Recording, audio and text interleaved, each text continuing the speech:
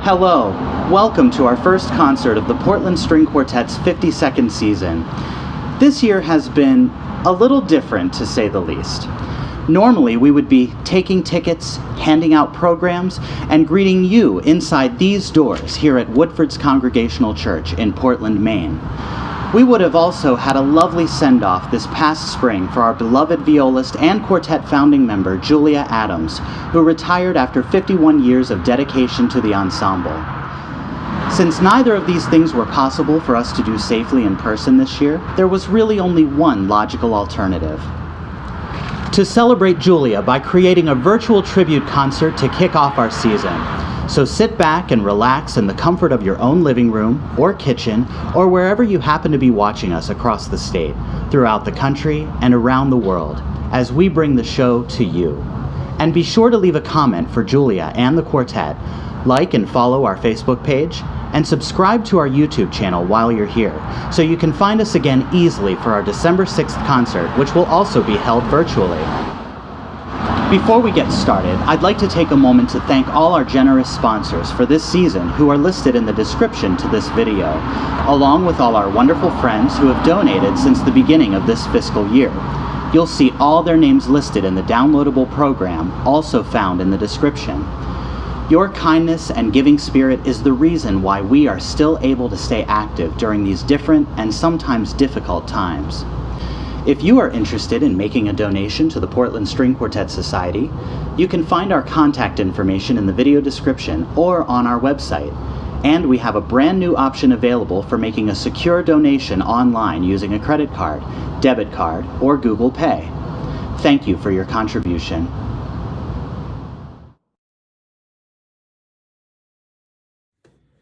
Julia, from the bottom of my heart to the tips of my fingers, it is a pleasure to salute you. Since the first time playing together at Harvard in 2012, it has been one musical adventure after another. You know, when we rehearsed together in the PSQ, it is a time for working, but now is not the time for rehearsal. It's time to celebrate you. There is such a depth of feeling and respect I have for you, Julia. You have shown and shared so much of your generous and gracious spirit. A cheery greeting under all circumstances at the door was always the start of an engaging rehearsal session filled with camaraderie, debate, laughs, and the work of making music, plus sometimes banana bread. Whether performing from France to Hungary or right here at home in Maine, you always have a complete involvement in the music, and you are a player with your own unique voice. In rehearsal, your knowledge of the score would reveal itself as you were always figuring out how voices combined or a melody was passed from one voice to another to get to the heart of the music. Who will ever find Bach's name as you did? Cookie and I have both enjoyed getting to know you and Elliot over the years, as well as Rocky too, and we look forward to many a summertime paella together in the better days ahead, and in winter to ice fishing, accompanied by wine and cheese.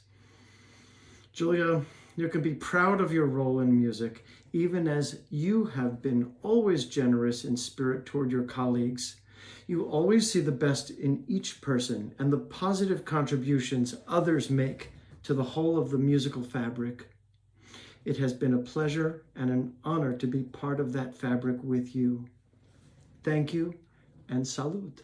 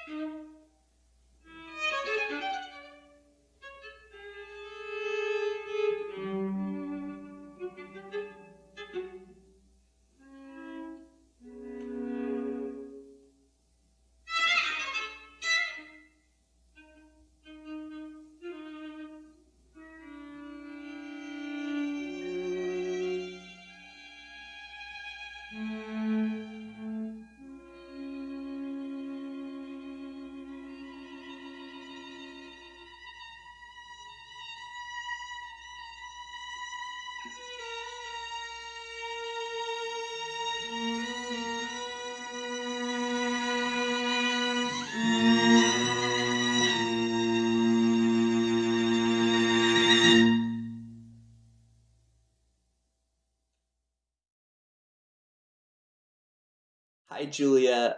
I am so honored to virtually toast you on your retirement from the Portland String Quartet. I can't believe it was over 20 years ago that I attended the PSQ workshop at Colby College for the first time. Your enthusiasm and your coaching back then really opened up a whole world for me that taught me a passion for chamber music that continues to nourish me to this day. So I am so thankful to be back in Maine, to be involved with the PSQ again, and to be here to personally thank you for all of your years of dedication and how much they've meant to my life. Congratulations. Well, Julia, thank you so much again for taking the time to talk to me today and share some of your stories with us. I would love to talk about that poster you've got next to you. Oh, I'm not sure of the date, but I think it was maybe 87. It was one of our first concerts in Japan, in Tokyo. We were part of a delegation representing Maine, the sister city state between Maine, Portland, Maine, and Shinagawa, Japan. And our manager at the time, Charlotte Renner, got this concert for us at Suntory Hall, which is one of the biggest halls in Tokyo. It's a chamber hall part of it. And so I just thought it might be fun to show that poster from those days. And to mention that part of our delegation, my father came with the quartet. We had quite a few people from Maine who went with us. And when they got to the hall, they sat our delegation in the rear of the hall all together. But my father did not want to sit in the back of the hall. So he walked up and sat in the very front row. And one of the Japanese ushers came up to him and in very polite English said, I'm sorry, but your delegation is in the back and you need to sit in the back. And he said, but my daughter is playing in the string quartet and I'm sitting here. So I thought that might be a fun way to start our interview out, because we have a lot of things like that happened that are memorable and precious. Uh-huh. Tell me a little bit about your musical background prior to joining and how you got involved in the group. Well, like the rest of us, I started playing well, at least for me, in public schools in Greensboro, North Carolina. I was born in New York City, but by age 5, my father became the librarian down at Women's College in Greensboro. And so I started, fortunately, in Greensboro, we had a school music program right from elementary through junior high and high school. And the director of that program was a wonderful man who became very prominent in the American String Teachers Association. His name was J. Kimball Harriman, a dear man and wonderful conductor and music teacher. And so I was inspired to start violin. The rest is history, really. I mean, you have to have a good start like that in any field, particularly in music. That's how it got started. And then I went to Oberlin, and I had a double major of music and Spanish. And I had no idea how that would come in handy for me with all the traveling we've done. And then from that Bachelor of Arts degree, I went for my master's to San Francisco State College, which had a Master of Arts program in performance, which was what interested me. And I got a scholarship to play in the scholarship quartet right away. And I play at Oberlin. I was in the major quartet there. So I've been quartets even from high school, mostly violin. And then I started switching to viola during my master's. And then after that, my first job was Music in Maine as a violist.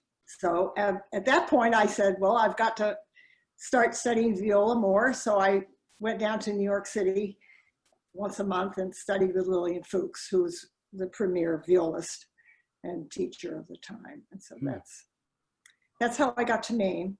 Can you tell us a little bit about getting started with the Portland String Quartet?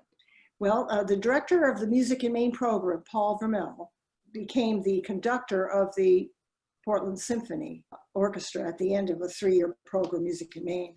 And he wanted to bring in his own principal players, principal first, principal second, principal viola, and principal cello. And he thought the way to do that would be to have them play also as a string quartet and then be vehicles for the promotion of the symphony in the school system and concerts around Maine. So that's how we started. 3 of us were from the Music in Maine program. So we owe an awful lot to Paul Vermel, and we had wonderful rapport with him and great respect as a conductor and likewise as us as players. And we were looking for a cellist, and Paul Ross was in Boston, and someone had recommended that we contact him, and he was very eager to add to his Boston commitments, and that's how it happened. Well, and we're all really glad that it did. Aren't we? Thank you. What are some of your most treasured memories of time with the Portland String Quartet? Some of them are in the United States, not excluding Maine, of course, but we had some wonderful concerts in Alice Tully Hall in New York, and we got wonderful reviews, and that really helped so much to build our career. We also played and had workshops in Hawaii. We went 4 times to Hawaii, and some of that was through personal contacts, and then management kicked in, which is the way sometimes you have to do it, and we certainly did. And then, my goodness, from there we got New York management and traveled for the United States Information Service, USIS, and toured South America and Europe and Japan. Those are memories, those are wonderful, wonderful memories.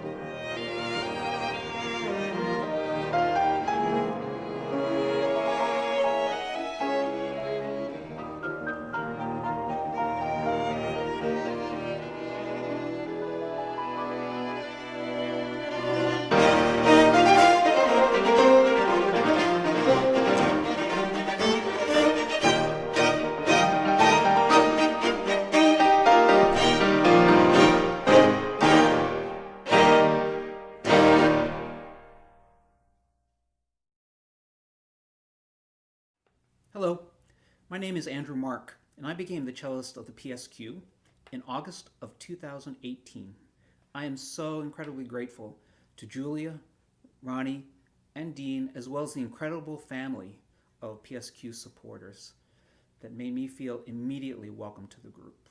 My first assignment with the PSQ was to travel to Europe and perform a concert in the amazing city of Budapest. Early the next morning, the adventure continued, and we boarded a river cruise ship and performed along various destinations along the beautiful blue Danube River. It was a really fun way to begin my time with the group, full of great chamber music, good company, fine wine, beautiful scenery, delicious food, and followed by lots more wine. It was an unforgettable way for me to start my new time with the PSQ and to get to know my very special new colleagues. From the first rehearsal, Julia and her husband Elliot opened the doors of their home for me to stay overnight when the quartet would have long evening rehearsals, followed by an early start the next morning. Always a wonderful host and a great cook, I got to experience some taste sensations that were new to me, such as her delicious grape pie. I wonder if you might share that recipe with me someday. Enjoying pie was always accompanied by fascinating discussions about the day's news or a wonderful old story about the PSQ's global adventures. What I adore about Julia Adams is that she is a real musician's musician. Her eyes light up when she hears something new and interesting. She finds joy in finding the letters of Bach's name encoded into the pitches of a musical passage, whether it is the music of Bach or Florence Price. She's a master of musical analysis, and she uses this knowledge to bring audience listeners more deeply and more comfortably inside the concert-going experience. In rehearsals, I love when Julia will stop and declare with the utmost delight, "Isn't that just amazing writing?" It does not matter if it's a brand new work for the quartet or quartet that she's played numerous times over the decades. She brings a wonderful, youthful sense of fascination and curiosity about the music. Whether it is music, cooking, birds, or politics, it is this curiosity to know more that makes Julia a lifetime learner.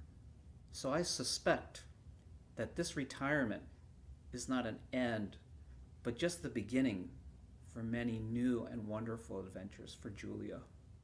Actually, I first met Julia perhaps 15 years ago when she came to Boston Conservatory to give a viola master class. One of our former viola faculty members, Patricia McCarty, who was the former assistant principal of the Boston Symphony, had recommended that I invite Julia to give a class for our viola students.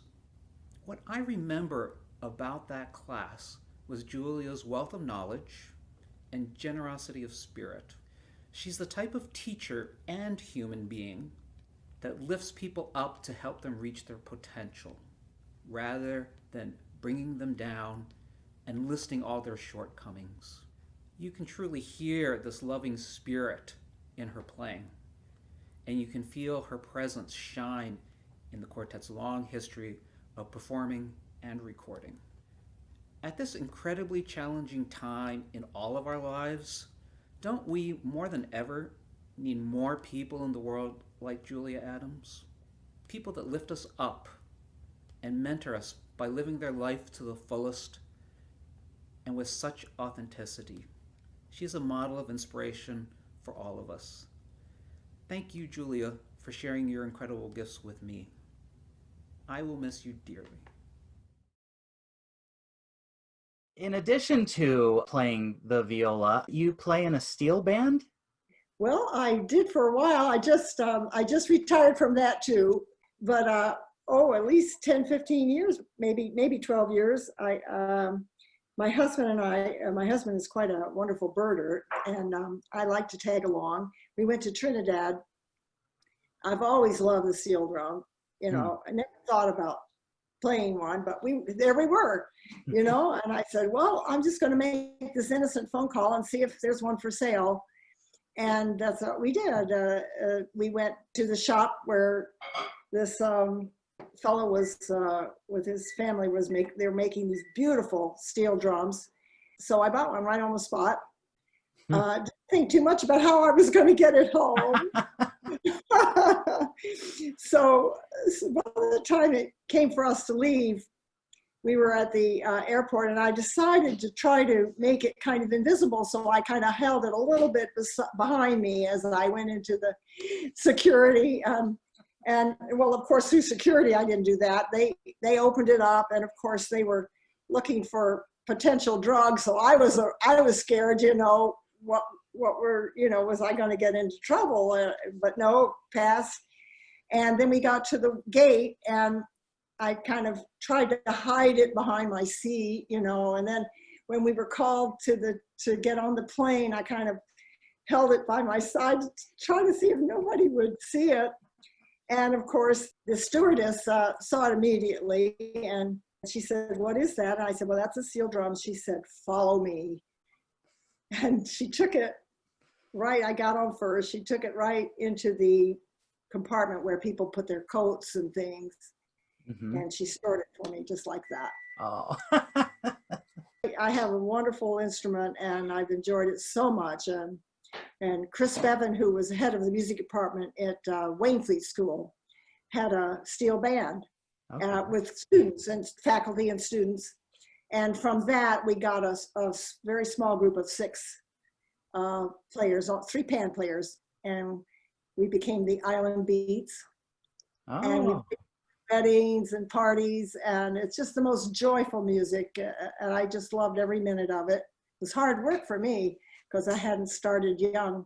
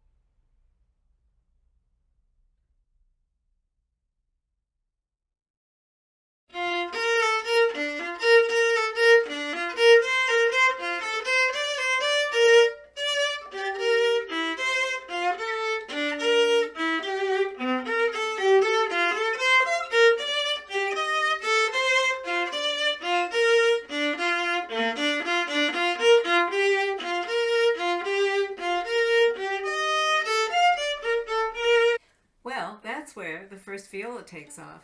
And that's what you are, the first viola. I'd like to thank you for all you have done for and with me as a teacher, string quartet coach, PCM auction planner, organizer of Viola Day at the Lake, and informal cousin. You have many years ahead of reflecting, relaxing, exploring music new and familiar, and my good wishes go with you, and I hope we could play the Brandenburg sometime. We had a chance to play in New York through one of our first managers, and we decided to program a piece that we just fell in love with, the Ernest Bloch String Quartet. It happened to be number 4. And our manager at the time was very up on things, and she called the last living daughter, Suzanne Bloch, who was teaching at, I believe at Manhattan School of Music. And she said, this quartet from Portland is playing your father's work at such and such a date and time, and it would mean the world if you could come. And she did. Oh. And she was so thrilled. And also at the same time, I wrote one of the critics in New York, Alan Hughes. And I said, you know, a lot of groups play in New York and they get reviewed, but there are a lot of groups that don't play in New York that should be reviewed. And I want to invite you. I had a lot of nerve. I want to invite you to our concert. And I gave him our name and what we were playing, and that we were playing Ernest Bloch, and it would just mean the world to us if you could come. So sometimes things work out that way. Yeah, and sometimes all you And have to do is they did. ask. Yes, we got quite a review, and so things proceed from there. We actually met Walter Piston. Hmm. We recorded his string quartets and piano quintets, and we actually met him. It was the year I think it was last year of his life. He was living in Belmont, and the Portland Symphony had hired us to perform his concerto for quartet, winds, and percussion. Okay. And we did the premiere. I think that was in '76. We did the premiere of that work, and so we went down to Belmont to play for him, and that's how we met him.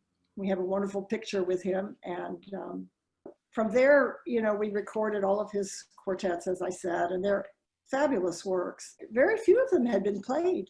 That whole generation of neoclassical composers was dabbled in, but then skipped over for the avant-garde music. And so we found quite a niche that we loved with the music of Walter Piston and George Chadwick. My goodness, a New England composer, Boston also. Shall I keep going? I'm talking too much, but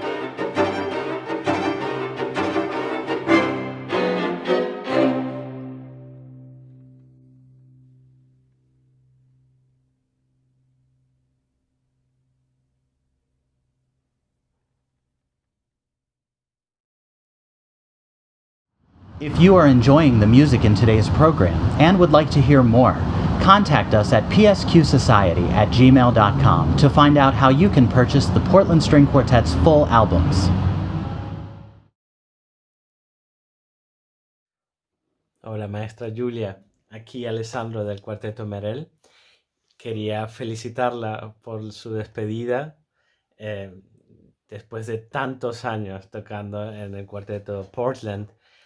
Una figura importantísima para mí. Desde el fondo de mi corazón estoy muy agradecido de haber conocido a usted y a su cuarteto porque fueron una gran inspiración para mí.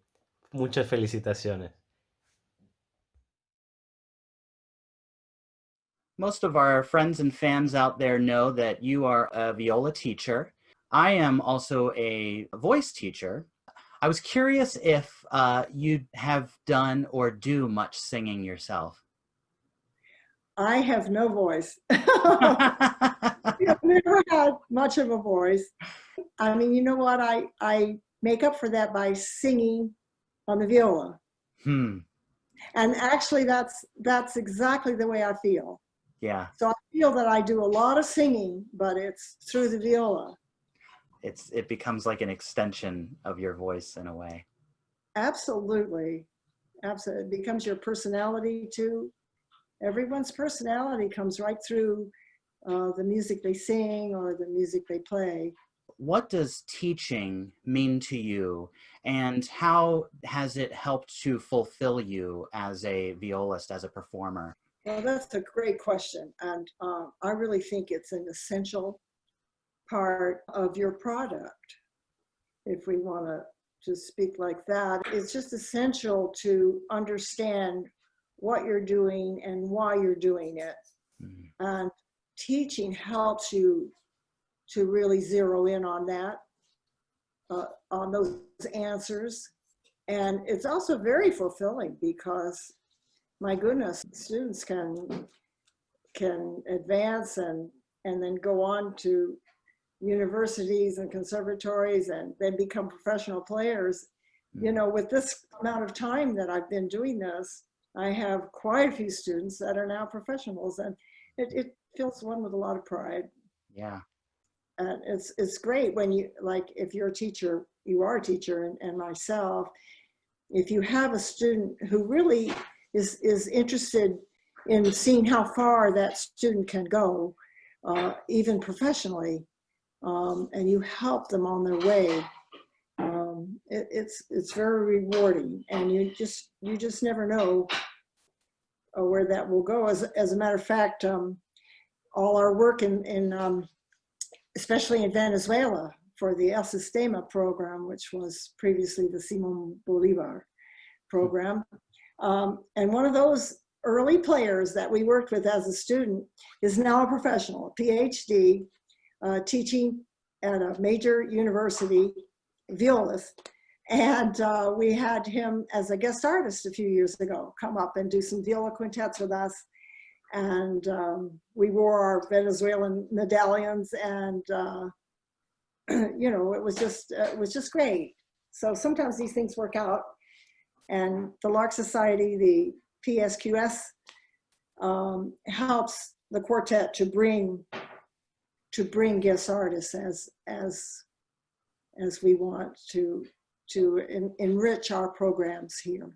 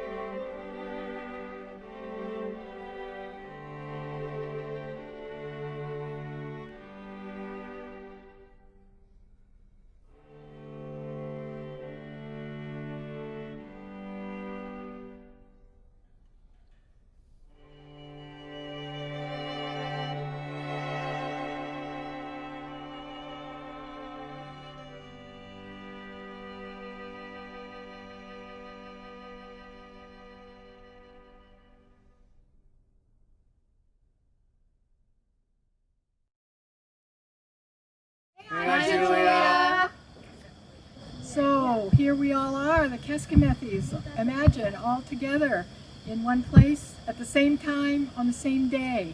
It's a miracle, but really it's just an indication of how close you are to our hearts. And we want to wish you the best. It's going to be bittersweet, I'm sure, and a big adjustment. And just to take a minute, I want to share with you that I've always been really proud of you and admired you for fiercely standing up for yourself in that group of all those men. And many years and many memories, and mostly what I hear is your earth-shaking laugh. It's been great. We love you. Happy trails!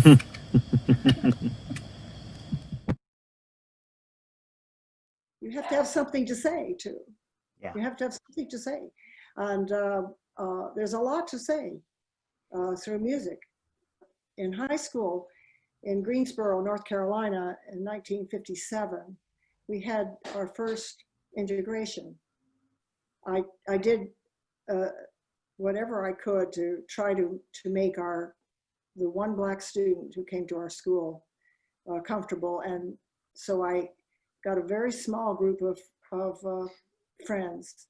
I think there were 3 of us really, who invited her to eat lunch with us in the cafeteria. That meant a lot. It meant a lot to all of us. But it was a hard year, you know, those were hard times.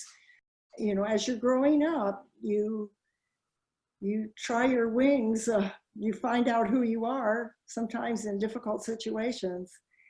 And then they continue to inform what you have to say through your life. Music has a lot to say about inclusion, understanding, beauty, love. You know, we teach a lot of technique, but it's all for the service of what music has to say.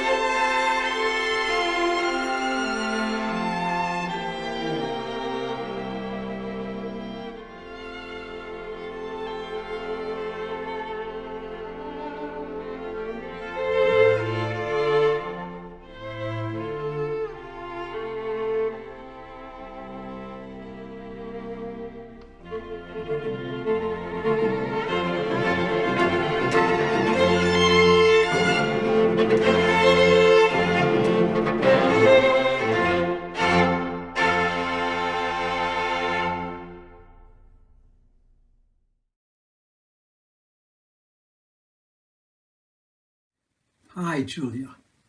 Congratulations. What a momentous occasion, not only for you, but for the PSQ and friends of the quartet all over the world. Of course, it's not possible to sum up 52 years of friendship, music making, travel, and all of the wonderful memories in 1 minute or less. How can I thank you for your generous spirit, your desire to help, your fun-loving approach to life, and your musical knowledge and integrity? How fortunate I have been to play alongside of and learn from such a consummate musician and superb violist. I think back to when I arrived in Bangor to join the Music in Maine Quartet with you, Marion, and Joan. You really introduced me to New England.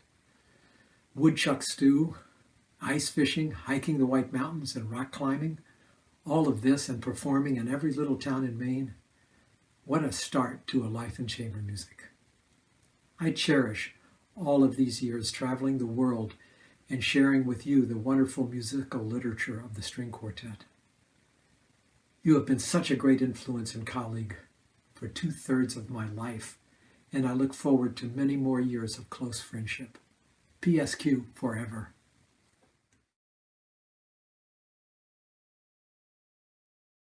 It's always fun to reminisce and to think back. That's certainly what I'm doing a lot of now, and with a good deal of happiness and pride.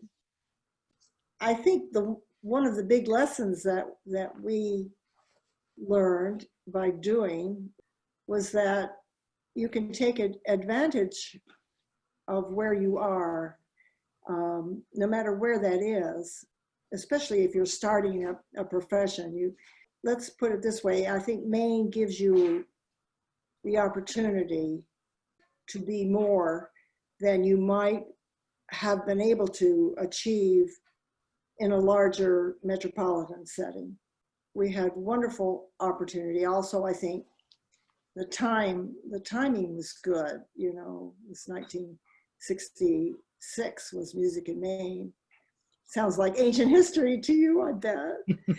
And then 69 from there, the Portland Symphony, and the Portland Symphony was really becoming quite a wonderful professional orchestra. We even toured a little bit up to Canada and through the state.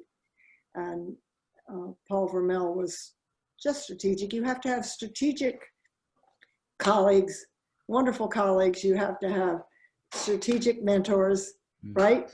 Yep. And if you're lucky enough to be in a beautiful place where you can thrive in every way, just beyond professionally, you know, hiking was always a dear love of mine through my life. And I've hiked Katahdin many times, and Monhegan Island, Acadia. It's just a beautiful place to live, and it really does give you opportunity. You know, the quartet has been just wonderful as a career, and the music. We've had visiting composers, visiting artists. There are just too many to mention, really, but through the Lark organization and now the Portland String Quartet Society, we were able to bring guest artists, and then those guest artists, you know,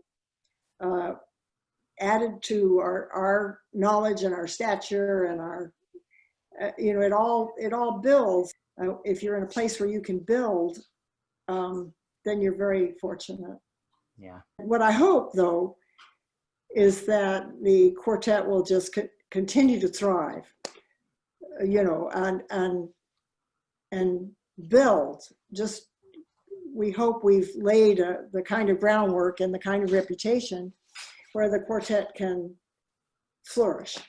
And that's what I see for the future of the quartet. And it's in very good hands with you and with our board and with Dean and Ron and Andy and whoever else they have something to build on. Thank you again. It was such a pleasure to connect with you again after all this time. Thank you so much, and thank you for all you're doing, and well wishes to the quartet, and I will be there rooting in the audience.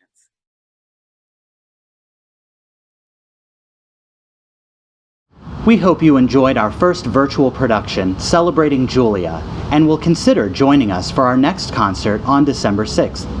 Just a reminder that you can stay up to date on all our upcoming events by subscribing to our Facebook and YouTube pages and by visiting our website. Thank you for spending time with us today. We look forward to chatting with you and hopefully seeing you again soon.